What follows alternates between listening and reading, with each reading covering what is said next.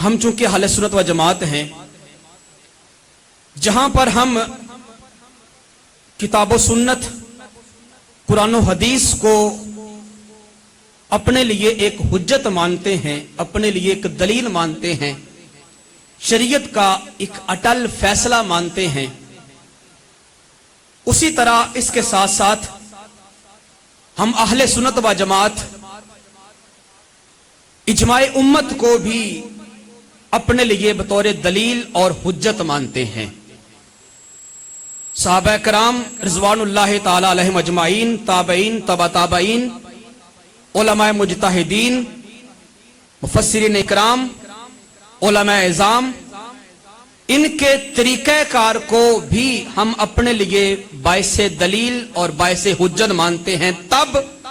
جب ہمیں کوئی حکم قرآن اور سنت سے نہ ملے تو۔ اور اس کے ساتھ ساتھ ہم ایک اور چیز بھی اپنے لیے بطور حجت اور دلیل مانتے ہیں، جس کو قیاس آرائی کہا جاتا ہے۔ اندازہ لگانا، قیاس کرنا، جس مسئلے کے اندر نہ قرآن پاک کی رہنمائی ہو،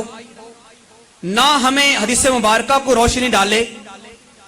اور اس مسئلے کے اوپر ہمیں سلف صالحین کا طریقہ کار بھی نہ ملے، ایسا مسئلہ اگر معاشرے کے اندر پیدا ہو جائے تو ایسی صورت میں پھر ہم اہل سنت و جماعت جو ہیں وہ سلف صالحین کے طریقہ کار کو دیکھیں گے کہ آیا اس کے برعکس یا اس کے خلاف یا اس جیسا اگر کوئی مسئلہ ان کے دور میں آیا تھا ملتا جلتا تو انہوں نے اس مسئلے کا حل کیسے نکالا تھا،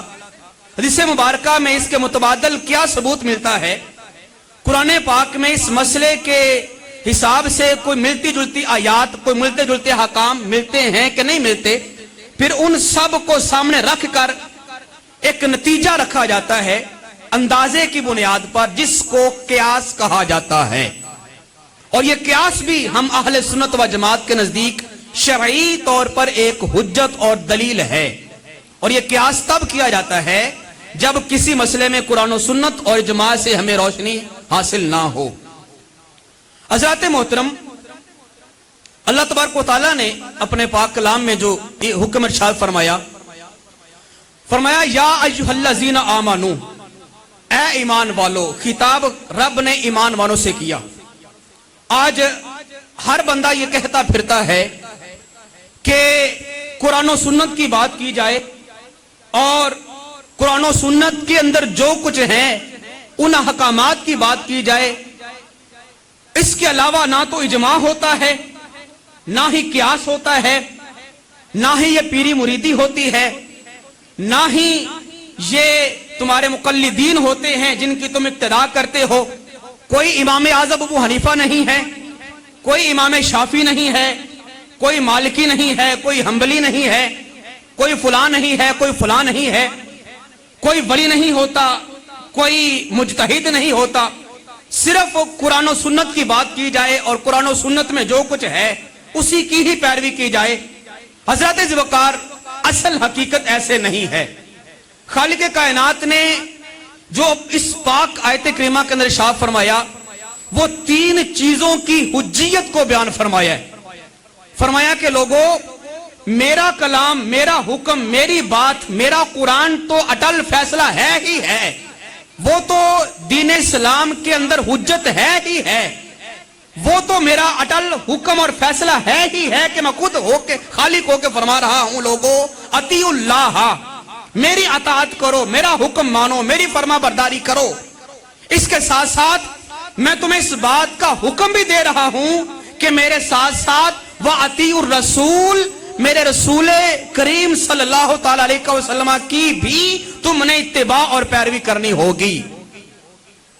قرآن کے بعد ایک ایسی ہستی بھی ہے، خدا کے بعد ایک ایسی ذات بھی ہے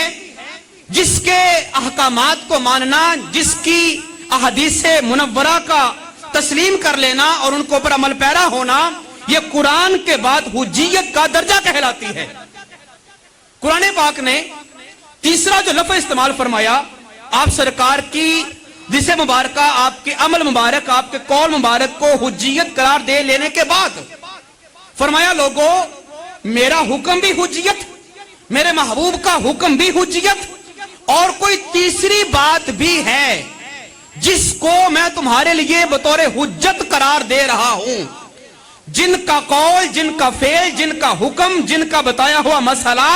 تمہارے لیے بطور دلیل اور رہنمائی ثابت ہوگا اور اسے ماننا تمہارے لیے ضروری ہوگا یا باری تعالیٰ وہ کون سے لوگ ہیں فرمایا وہ اولی الامر منکم میرے رسول کے بعد یہ وہ اشخاص ہیں جو تم میں سے اولی الامر ہوں گے اولی الامر ہوں گے یہ جو اولی الامر ہیں اصل میں یہی اس امت کے مجتہدین ہیں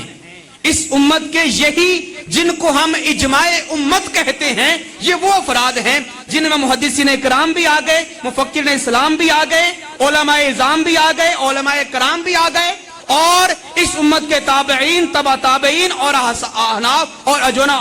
اصحاب تک آپ سرکار کے بعد جتنا بھی اس دور میں یہ علماء کرام کا پیریڈ رہا وہ سارے کا سارا اجماع امت کے اندر آتا ہے